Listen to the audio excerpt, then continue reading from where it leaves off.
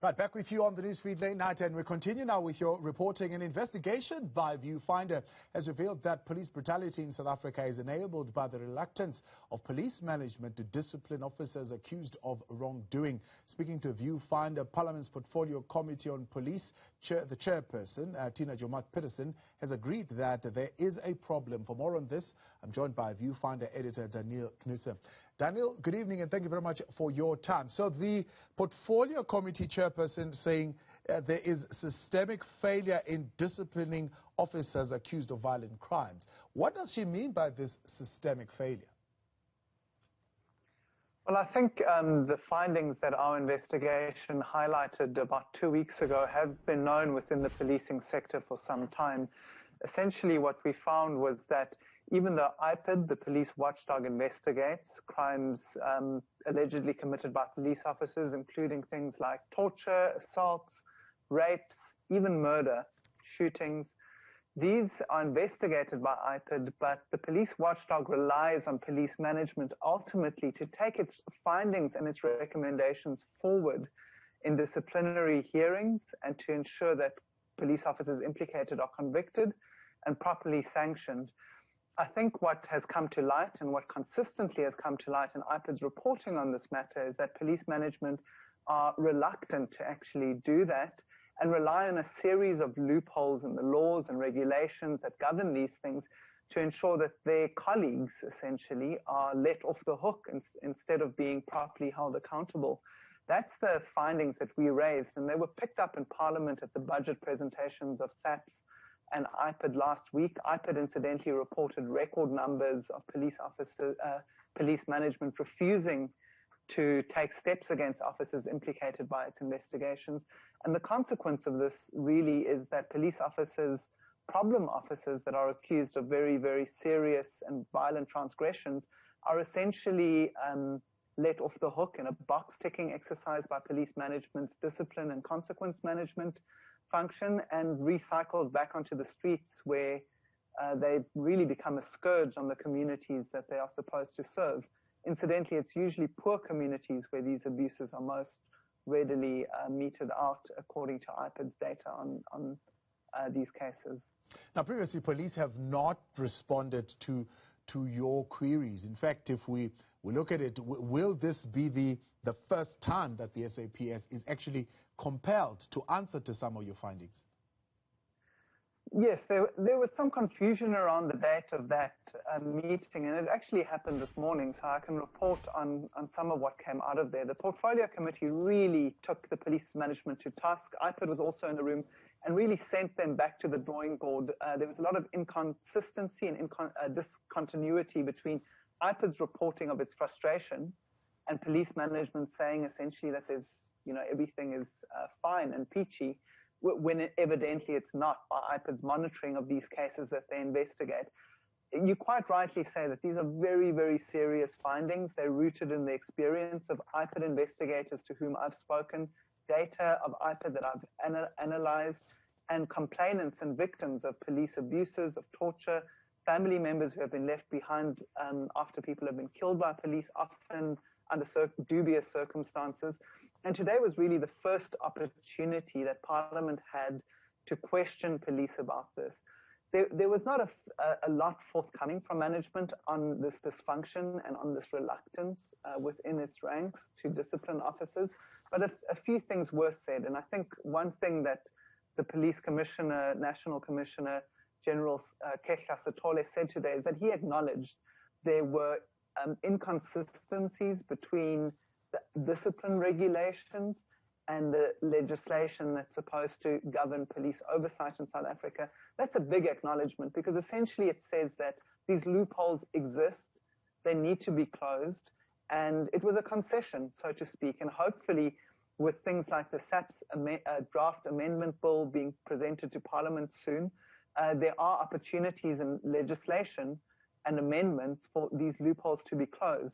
But ultimately, I must say that this is not just an issue of regulations and data and laws and systems. It really boils down to police management's willingness and political will to hold rank and file officers accountable when they commit such crimes or when they're accused of such crimes and implicated by watchdog findings. And that, I think, has sorely been lacking in recent years. And it's really good that it's being What did the aired in commissioner Parliament. say? What did the police commissioner say? I mean, what did he say, for example, to a high-profile police brutality case from last year, which the MPs put as one of the issues that they have flagged, and the officer involved receives corrective counseling? I mean, what's the explanation for sanctions that are so lenient? It's difficult for me to paraphrase exactly what the police commissioner said. It would be great if you could get him on the line, but my recollection was essentially, well, usually police management skirt around the issue, but General Sithole today certainly was quite frank and upfront about it. He recognized that there was an issue. He recognized, indeed, there was an issue of low sanctions. So even when we get disciplinary convictions of officers, we sometimes see, frankly, ridiculous sanctions being handed out, verbal warnings, small fines, warnings that are struck off, suspended sentences that are struck off accused officers' personnel files within a matter of months. And this is for crimes and allegations like torture, murder, rape, shootings, maimings. And so the commissioner said that, yes, there is an issue with sanctioning. There are systems in place, that they are taking some of these things on review. But often that amounts to lip service when you look at what the data says. And the hard facts of the matter is that even though there's this commitment being aired in Parliament, which is commendable, of course, the data and the track record of police management says something completely different. And I think what's really important is to see whether those commitments made by the police commissioner can translate in a turnaround in the outcomes that we see in these cases, of which, incidentally, there are thousands every year, including hundreds of killings by police every year. I mean, how do we see a turnaround when some of the disciplinary process, actually, there are SAPS who are presiding over these hearings? Indeed, and I think that that's one of the things that really needs to be addressed. There was an expert panel after the Marikana Commission of Inquiry recommended that the minister appoint an expert panel, and that report was just published a few months ago. And one of the things that was recommended there is that discipline management, which is such an important factor in police accountability and indeed disincentivizing the kinds of abuses that we've seen, especially like during lockdown, but that happens every year. Discipline management needs to be professionalized. It needs to be separated from the ordinary management of the police service and from the conflict of interest that we see when police officers are essentially entrusted and tasked with enforcing discipline over colleagues with whom they might share more of an affinity than with the findings of an independent watchdog investigation and indeed with the victims of the crimes of which these police officers, I say again, their colleagues have been accused of. That professionalization of discipline management, that independence and that transparency, which is currently not there because these hearings happen behind closed doors, is something that desperately is needed. But it's also something that needs to be rooted in a political will and a commitment as opposed to just policy, legislative, regulatory changes. So what are the recommendations adopted by Parliament? I mean, they're talking of a SAPS amendment bill to address these loopholes. Is that something that the committee agrees on and they'll be putting that forward to Parliament? Indeed. I think Parliament has had a track record of not seeing its recommendations enforced by police management. I've spoken to MPs, former MPs, on both sides of the aisle, both from the ANC and the DA, that have sat on these portfolio committees, and they really have lamented the inability of Parliament to really enforce its recommendations on SAPS management. But one thing that Parliament can do is oversee and champion amendments to legislation. And what's currently in draft form is the SAPS Amendment Bill, which will become the SAPS Amendment Bill, and when it is adopted, become an amendment of an Act of Parliament. And that bill is currently taking comments and public participation.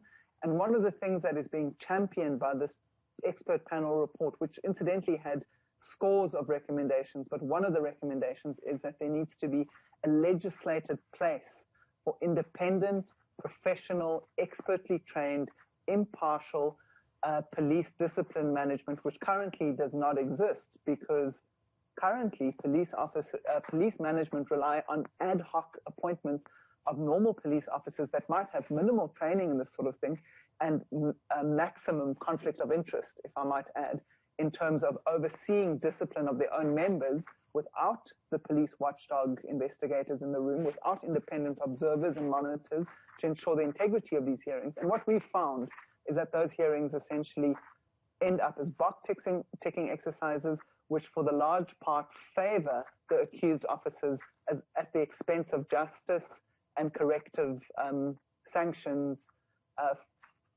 to disincentivize repeat offences and to bring justice to the victims. Daneel, I appreciate you coming through tonight and giving us that insight there. Viewfinder editor Daneel Knoetze, he was, of course, watching that briefing earlier on very closely in Parliament. And that's where we're going to have to leave it for tonight here on the Newsfeed Late Night. For News of Africa, Channel 405, I am Thabo Mdluli. Thank you for the privilege of your time tonight. Stay safe and distant. Goodbye.